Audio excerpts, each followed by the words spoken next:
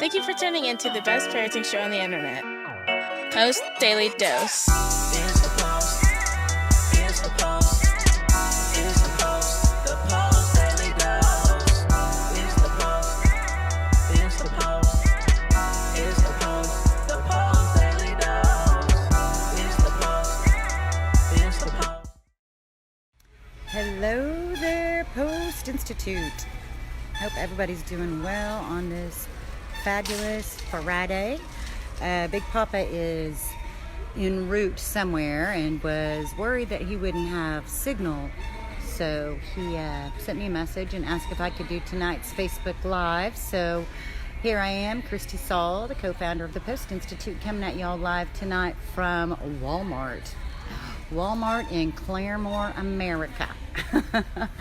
So I figured, since Marley and I were headed off to the store when I got the message, that what better idea than to go ahead and just do a little video and talk about the grocery store shopping, some little shopping tips for families. So as I was thinking about it, Marley is now 15.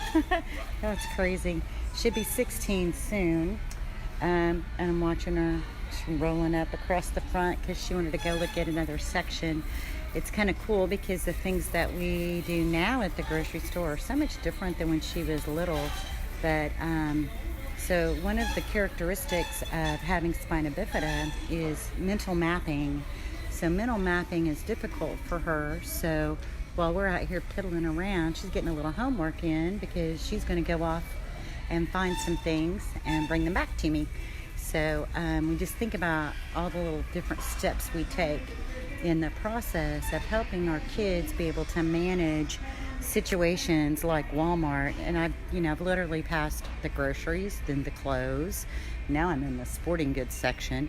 I mean, good gracious, they got it all, don't they? Hey Lisa, good to see you. So what I wanted to talk about, though, really is the store and our littles. Marley's a little older now, so like I said, it's a whole lot different what we're focused on, but I can still remember when she was little. And I know sometimes it's difficult to take our little ones to the grocery store. So I just want to give you guys a few tips that will help it be hopefully a little less stressful. One, Marley and I, all of these I learned on the fly as a parent, and I'm sure you guys have your tips and tricks too, so it'd be cool to hear them in the comments. But one of the things I learned early on as a parent is never go to the store hungry or tired, because if I'm hungry, I'm going to just have a seat on this deer corn. If I am hungry or tired, or my child is hungry or tired, that is a setup, isn't it? Because somebody's going to get cranky. And getting cranky at the grocery store, whether it's the parent getting cranky or the child or both, it's really difficult because, when we're in public and we have those challenges, it just adds an additional stressor that we would all like to avoid, right? So one way to help ensure a more delightful trip out to the grocery store is make sure you have eaten, make sure you are rested, if at all possible. I can remember after we had a couple of occurrences of me getting really hungry at the store and really cranky, I can remember Marley, who was probably about 6 at the time, then saying to me, "Mama, don't go to the store hungry. Remember, Mama, don't go to the store hungry." And so she was right. Do not go to the store hungry. And if you go to the store hungry, now I know not everybody does this, but I am one. If they've got a deli, if there's a deli at your grocery store, or even a box of whatever you were planning to buy, I am one to open the box. I know not everybody does that, and I know some people, that's kind of one of those, I don't want to encourage my child to be stealing, or I don't want anybody to think I'm stealing, but, if I've got enough money in my purse to pay for what it is I'm eating while I'm walking through the store, then I am prone to do that. So, if you're hungry, you need to make sure you eat. I send my husband times 5, it's not worth it to load them all up, ages 1 to 13. Yes, Bethany, it's not.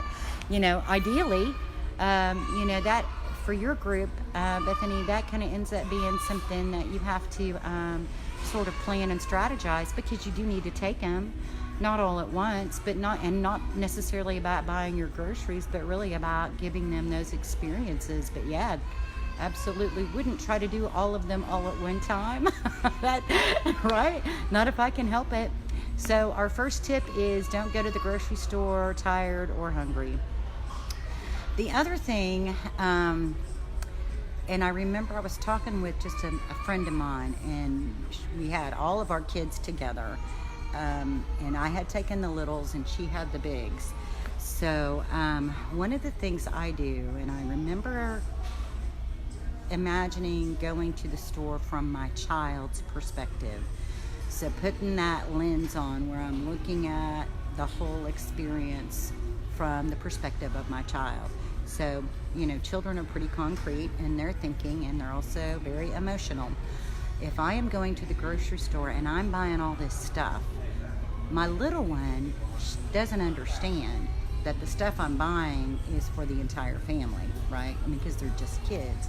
So in their minds, they're wanting to mimic us.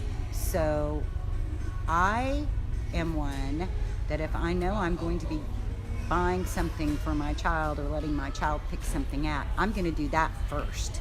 So that way, the whole way through the store, they're occupied. They're occupied with the $5 toy, the $3 toy, the $20 toy, whatever you set for your budget. They're occupied with that throughout.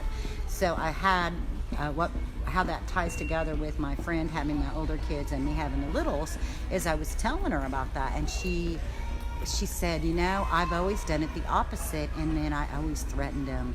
If you can't behave, right? If you can't behave, we're not going to get your toy. If you can't behave, we're not going to get your treat.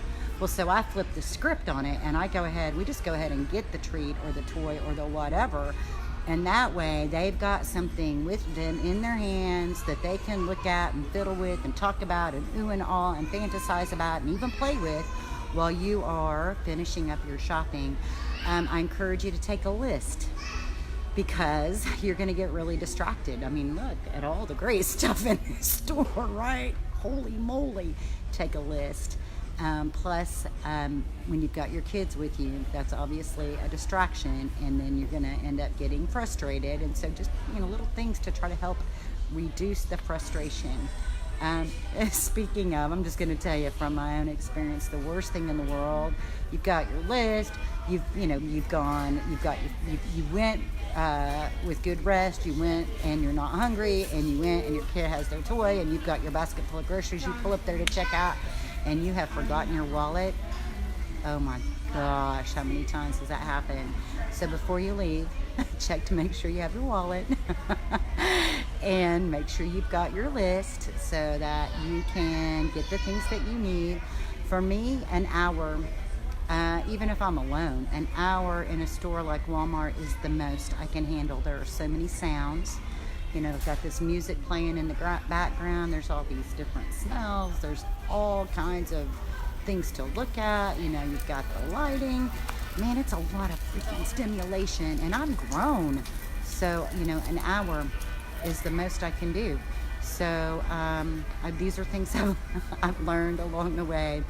The other thing, don't hesitate, especially when we start getting weather, when it's really cold outside or really rainy. One of my favorite things to do with my kids is just to come looking, to have a shopping day, not a buying day. What happens and that means everybody, so I'm not buying anything and she's not buying anything, we're just going to come and look. We might take a bunch of pictures so that we can compare and we can do some comparison shopping. But when you have shopping days and not buying days, the other thing that does is, it does a few things. It sort of lets you off the hook for having that pressure, and maybe you can allow yourself to have extra time just to piddle around and look at the things that they're into, look at what they like. Again, we're having a shopping day, not a buying day, so it sort of helps relieve the pressure of do I feel like spending $23 on a toy today or not, by taking pictures. And then when you go home and you're looking at the pictures, it can really create some great conversations, because one of the things I noticed with my child is she would fall in love with the boxes. And when we got home and we started looking at the boxes, what I realized is that she wasn't as in love with the toy or the game as much as she was in love with the concept on the picture. And usually the box is featuring this group of people playing together. And so that's the part that she was the most interested in. So it wasn't necessarily that we needed to go out and buy anything new. It's just realizing that, well, marketing is fabulous, right? They're really good at what they do. But noticing what is it about this particular thing that your child really likes. And let these just, we tend to get anxious. We get anxious about finances. We get anxious about spoiling. We get anxious about buying things that aren't going to be used. And so that is a great little activity that you can do, especially on a rainy day when you need to get active, but you can't really be outside. So, you can go to your local Walmart or Target or wherever and just walk around and look at all the different things that they have and take pictures and go home and comparison shop. And it also helps us to learn impulse control. And we are all guilty of impulsive spending. So don't go to the store hungry. Don't go to the store tired. If you're going to be getting them a treat or a present then go ahead and get that first so that they can be looking at that and playing with it and keeping themselves entertained while you are finishing up your shopping. When they're really little, it's just great education. When they're really little and they're in the basket and you're going through the store, just to be talking about the oranges and the bananas and the grapes and there's just so much to see at the store. And it's just, like I said, it's just a really great experience for opportunities to teach and learn and share those things together. Let me see if I can just kind of remember the things that I've just said. Don't go hungry. Don't go tired if you can at all help it. Let them pick out their toy first so that they've got something to keep them occupied before you leave the house. Who's laughing at me? Make sure before you leave the house that you have your list and you have your wallet, because there's nothing much worse than getting all the way to the checkout stand and all of your groceries have been checked and they're all bagged up and it's time to pay and you don't have your wallet. That's happened to me about 3 times. And usually, you know what? When those kinds of things happen, I'll tell you, it's usually an indicator of being stressed. So when we're really stressed out or we're tired, those are things that happen. We have mental slips where our wallet isn't where we usually put it, or our keys aren't where we usually put them. It's because we're not fully present when we put our things away. And so anytime you start having those things happen in your life, like about 1.5 years ago, I had three in a row within a month. I had 3 occasions where I was backing up in my car and ran into something behind me. And it was because I was not fully present. I wasn't fully emotionally or cognitively present for what I was doing. And so the outcome was not very good. Let's see.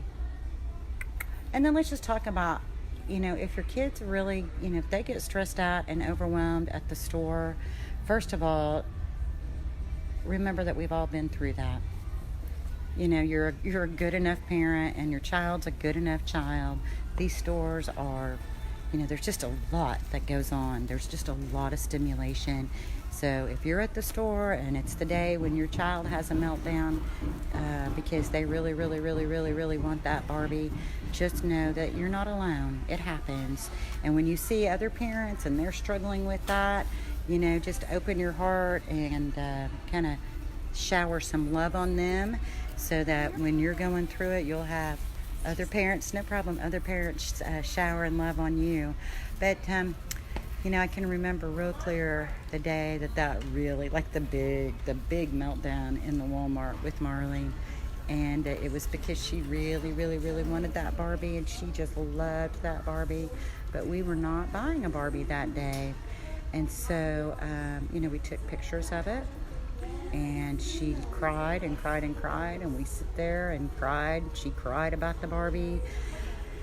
because, you know, as you guys know, Marley's mobile by wheelchair. You know, of course I did just exactly the same thing that you guys would have done. I tried to get her out of the store. I did not want to deal with this in the store, but she put her brakes on her wheelchair, and it wasn't happening. She wasn't going anywhere. It's not like I could, you know, pick her up and take her out of the store. So I just got down with her. You know, I just got down in her zone, and not face to face, but just side by side. And we both looked at the Barbie together, and we just loved on that Barbie together. And we talked about how sad it was that Barbie wouldn't be coming home with us. And we just went through the process that we needed to go through, and what I did to help myself deal with sort of that feeling that we get. I'm not coming up with a good word for it, but you know, when you feel like everybody's looking at you and judging you about your parenting and your child and whatever, you know, whatever head trip we go on, I just kind of put an imaginary bubble around her and I, and just waited, you know, just sat with her and loved her in my heart and waited. I didn't try to talk her out of the Barbie. I didn't try to talk her out of how she was feeling, because she's told me more than once, Mom, you can't tell me how to feel. And so, you know, we just had to wait it out. And as soon as the clouds of her emotions cleared enough, we went home. And, you know, so maybe there's something in that will help you guys the next time you're out with your kids at the store. It's a tough one, you know, but we get practiced, and the more we can manage that impulse control, the more we can go to the store and look at things but not buy them. In the long run, we're creating a healthy habit where you can give your child $5 and they can go in and they can look, and if they don't see anything that they really, really need, they'll come back with that money in their pocket. And so, you know, that's pretty much the beginning of the process. You know, where Marley and I ended up going in that process was just that. You know, by the time she was about 9, she was able to say no to stuff that was just, you know, I don't really need it. I've got plenty at home. There's nothing I just absolutely have to have. And so, you know, that's, for me, you know, that was a goal. That was something I wanted to be able to instill. I didn't know that it was going to happen at 9. I didn't have like a time frame, but that just happened to be where it landed. So that's it. That's it for tonight. Thanks for hanging with me, you guys, and letting me chat it up here at my local Walmart. I hope you guys have a fabulous weekend. I hope you do something enjoyable with your kids. I hope you find a reason to throw your head back and laugh really hard, and, you know, maybe blow a belly or bite some toes. Much love to you guys. Good night.